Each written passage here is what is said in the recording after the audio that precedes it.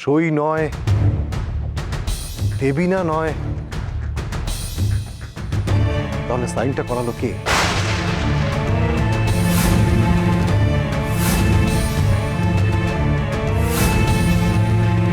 এই মেয়ে,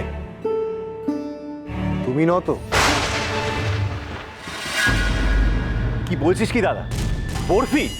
অসম্ভব। আরে সম্ভব, সব সম্ভব। সই নিজে কাজটা না করে বরফিকে দিয়ে করিয়েছে। তাই নাকি? তাই নাকি? দেখাচ্ছি। এই দিকে শোন, তুই কোথায় যাচ্ছিস? আম শিওর টিপু, বরফি এই কাজটা করেছে। বরফি এটা করতে পারে। মিথ্যে বলা, ভেগ ধরে লোককে ঠকানো, হ্যাঁ, সেটা বরফি ভালো করতে পারে, তাই না? বল, তো বিয়ের সময় মনে নেই কিরম করে তোকে ঠকিয়ে বিয়েটা করেছে? মনে নেই তোর? আমি তো এসে গেছি, এবার বল কোথায়? এই তো আমি।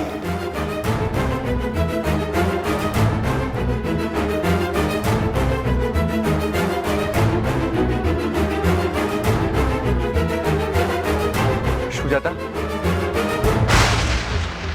তুমি?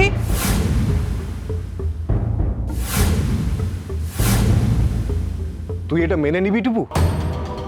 তুই যদি বলিস তোর মাকে আমি ঠকিয়েছি, তাহলে আমাকে ঠকিয়ে ডিভোর্স পেপারে আমার সই নেওয়াটা, এটা এটা তুই মেনে নিবি? হ্যাঁ, তুই এর এগেইনস্টে বলবি না, কথা বলবি না? টিপু, বরফিকে কিন্তু ভুল বুঝবি না তুই। বরফি কাজ করেনি। মিস্টার সেনগুপ্ত, আপনি আমার ছেলে আর আমার ছেলের বউয়ের মধ্যে ভুল বোঝাবুঝি তৈরি করার চেষ্টা করবেন না। এই চুপ করো তো তুমি। টিপু, তোর মায়ের সাথে অন্যায় হলে তুই তোর মাকে সাপোর্ট করিস, করিস তো? তাহলে আমার সাথে যখন অন্যায় হচ্ছে তুই আমাকে সাপোর্ট করবি না? বরফিকে তার জালিয়াতি শাস্তি দিবি না তুই? বল। না টিপু, নয়, সমস্ত কথা মিথ্যে, সব সাজানো কথা। জয় ভীম ঠাকুরের জয়। এই বরফি, আজকে আমার আর আমার সইমায়ের নামে যে উল্টোপাল্টা দোষ দেবে তাকে আমি জমের বাড়ি পাঠাবো। কি সমস্যা আপনার বলুন, বিঘসূত্রি বলুন, কি বলছেন আপনি? তাহলে আমাকে আগে জমের বাড়ি পাঠাও। আপনাকে কেন পাঠাবো? আপনি তো আমার বন্ধু, আপনি থোড়ি আমার নামে উল্টোপাল্টা দোষ দিচ্ছেন। আপনি বলুন, আপনার কি সমস্যা?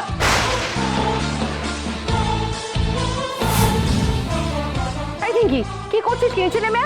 কোনো আজে বাজে কথা বলছি না আমি। তোমার ওপর আমার সন্দেহ আছে, তাই বলছি।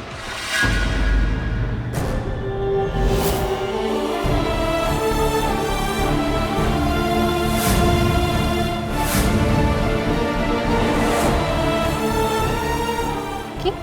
এটা তো সত্যি। মা ওই রাতে হসপিটালে যায়নি, আর দেবিনা হসপিটালে গেলে আমি ঠিক জানতে পারতাম। কিন্তু তুমি তুমি লুকিয়ে লুকিয়ে এখানে ওখানে ঢুকে যেতে ওস্তাদ, লোক ঠকাতে ওস্তাদ তুমি।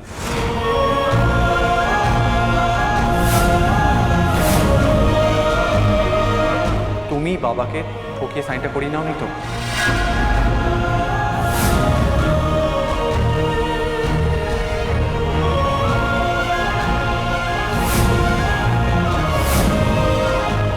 টিপু, তুই ভিঙ্গিকে সন্দেহ করছিস? কি রে টিপু, তুই এখনো পাল্টাসনি? দাদা তোকে কি বোঝালো তার জন্য তুই বরফিকে সন্দেহ করছিস? করবে না কেন? তুই জানিস টিপু, ও ছোটবেলা থেকে এরকম। আমি তো স্কুল থেকে দেখছি না ওকে। ও আমাকে কি বলতো জানিস? আমি উচ্চারণ করতে পারি না। ও নাকি প্রমিসকে পমিস বলতো। পরে যখন আমি ওকে জিজ্ঞাসা করলাম যে তুমি কি বলছো, তুমি কথা দিয়েছিলে, তখন ও বলতো কোথায়, আমি তো কথাই দিইনি, আমি তো প্রমিস বলেছি। তুই ভাব ভাব কিরকম ডেঞ্জারাস মেয়ে।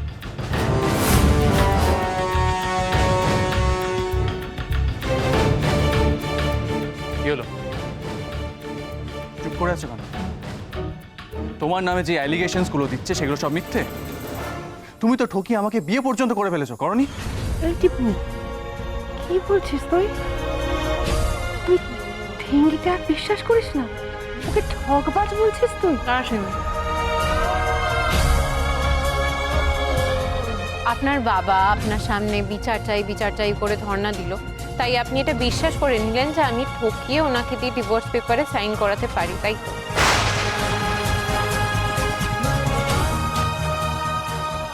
আজ যে ব্যাপারে আমি তোমাকে সাপোর্ট করি না কেন, এই ব্যাপারে আমি তোমাকে সাপোর্ট করতে পারবো না। যেই মেয়েটা আমাকে ঠকিয়ে বিয়ে পর্যন্ত করে ফেলতে পারে তার কাছে ডিভোর্স পেপারে সাইন করানোটা এমন কোনো বড় ব্যাপার নয়।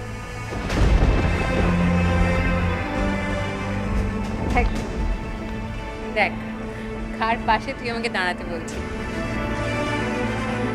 তুই বলে আমি নাকি ওর বন্ধু, অথচ এইটুকু বিশ্বাস করতে পারে না। না, বিশ্বাস নেই তোমার ওপর আমার, আর সেটা তোমাকে আমি আগেও বলেছি।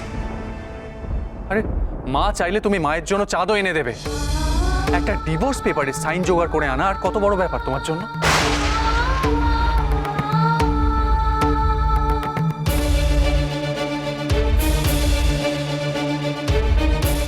একদম ঠিক বলেছিস তুই দাদু ভাই।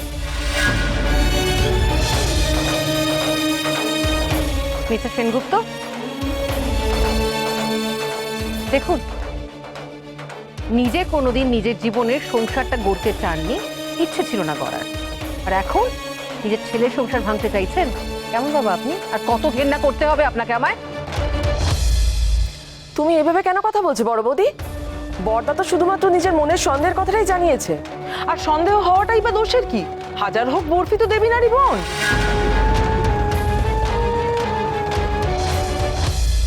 সেই একই তো রক্ত বইছে শরীরে, সব তো এই বরফি আর সইয়ের যোগ সাজো।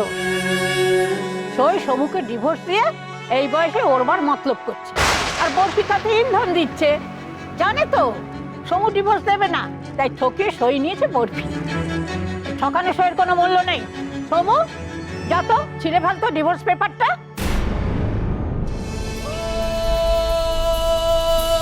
না, ছিড়বে না, এটাই তো হাতিয়ার। সই আর বরফির যোগ সাজককে আমি কোনোভাবেই সত্যি হতে দেব না।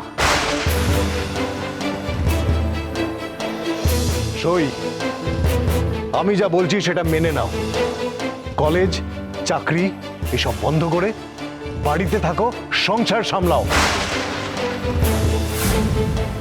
আর যদি সেটা না করেছো তবে বরফিকে আমি এই ঠকিয়ে সই নেওয়ার অভিযোগে পুলিশে দেবো বলে দিলাম। কি?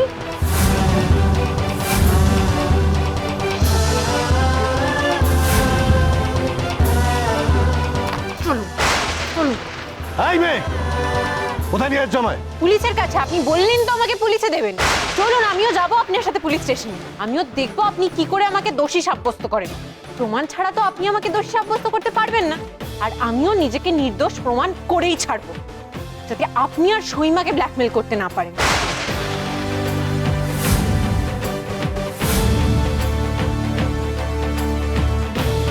আপনার মতো নির্লজ্জ স্বার্থপর মানুষের থেকে আলাদা হয়ে যাওয়াটাই বেটার। সইমা যখন ডিভোর্স চেয়েছে, ডিভোর্সটা হয়েই ছাড়বে। আপনার ওপর আমার এক মুহূর্তের জন্য দয়া হয়েছিল। আমি ভেবেছিলাম আপনার বোধহয় সাহায্যের দরকার, আমার সাহায্যের দরকার, কিন্তু আমি বুঝে গেছি আপনি সাহায্য করার যোগ্য নন, আপনি দয়ারও যোগ্য নন। চলুন আপনি পুলিশ স্টেশনে, চলুন। তুমি যেখানেই যাও না কেন তার আগে তুমি আমাকে বলে যাবে তুমি ঠকিয়ে সাইনটা করেছিলে কি না। দেব না উত্তর। আমি আপনাকে কোনো রকম কোনো উত্তর দিতে পারবো না। আপনি কে বলুন তো? আপনি কে যে সব কথার সব কিছুতে আমার থেকে কৈফিয়ত চান? আমি আপনাকে কোনো রকম কৈফিয়ত দিতে পারবো না। বলুন কি করবেন আপনি? তাহলে কি করবেন? আমিও তোমাকে মায়ের ব্যাপারে কোনো কথা বলতে দেব না, কারণ তুমি মাকে ভুল পথে চালনা করছো। মা বাবাকে ডিভোর্স দিতে চাইছে, তাতে আমারও সায় আছে, কিন্তু তা বলে ঠকিয়ে নয়। আমার বাবা আমার মাকে ঠকিয়েছিল বলেই আমার বাবার ওপর আমার এত রাগ। আর সেই ঠকানোর পথ স্মরণ করেই তুমি যদি মিস্টার সেনগুপ্তকে শাস্তি দিতে চাও, তাহলে সেই প্ল্যানের অংশীদার আমি হব না।